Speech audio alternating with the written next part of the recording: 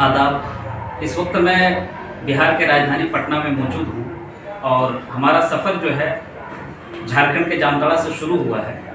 हम जा रहे हैं लखनऊ।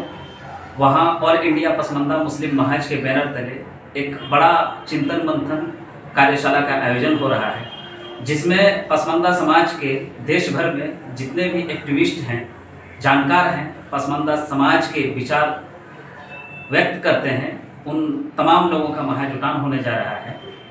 इसी क्रम में हम पटना ऑल इंडिया पसमानदा मुस्लिम महाज के कार्यालय पहुंचे हैं।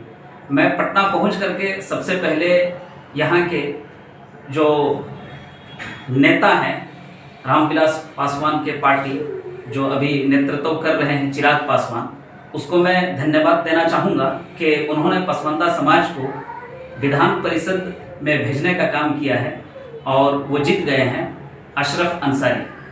उनके लिए हमारी तरफ से बहुत सारी शुभकामनाएं। मैं कहना चाहूँगा कि देश भर में बहुत सारी पार्टियां हैं, बहुत से नेता हैं, पसमानदा समाज के बारे में इस तरह कोई सोचता नहीं है। और हमारा जो लखनऊ में चिंतन मंथन कार्यशाला का आयोजन हो रहा है, वो इसी संबंध में हो रहा है कि देश में हमारी आबादी 85% है, हमें हक अधिकार से वंचित किया जाता है। हम झारखंड में रहते हैं, वहाँ राज्यसभा का चुनाव हो रहा है। पसमानदा समुदाय से राज्य बने हुए 26 साल बीत जाने के बावजूद भी एक भी पसमानदा को राज्यसभा में नहीं भेजा गया और पसमानदा के बारे में कुछ वहाँ पे विचार विमर्श भी नहीं होता है। अभी जो वर्तमान में राज्यसभा का चुनाव हो रहा है, अभी जो सरकार वहाँ पे हेमंत सोरेन के नेतृत्व में चल रही है, जिसमें आरजेडी और झारखंड मुक्ति मोर्चा और कांग्रेस के लोग शामिल हैं, उसमें सबसे ज़्यादा अगर किसी समुदाय ने वोट दिया है तो वो हमारा पसमानदा समाज है, जिन्होंने बीजेपी के रघुवर दास को हराया।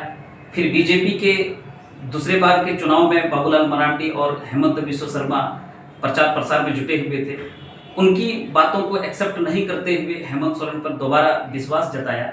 लेकिन हक अधिकार की बात अगर की जाए तो वहाँ उससे बहुत दूर रख दिया जाता है। सबसे ज़्यादा झारखंड में मॉब लिंचिंग भी होता है। तो चिंतन मंथन कार्यशाला में यही दुख, यही पीड़ा हम वहाँ रखेंगे कि हमारे साथ इंसाफ होना चाहिए। इसी बात को लेकर के हमारे देश के सारे पसमानदा सोशल एक्टिविस्ट वहाँ जुटेंगे और इन चीज़ों पर विचार विमर्श होगा। मैं अपने पसमानदा सभी भाइयों से कहना चाहूँगा कि हम लोग इधर उधर भटकने के बजाय एक जगह मुत्तहिद हों और अपने अधिकार के लिए आवाज़ बुलंद करें। इसी के साथ शुक्रिया।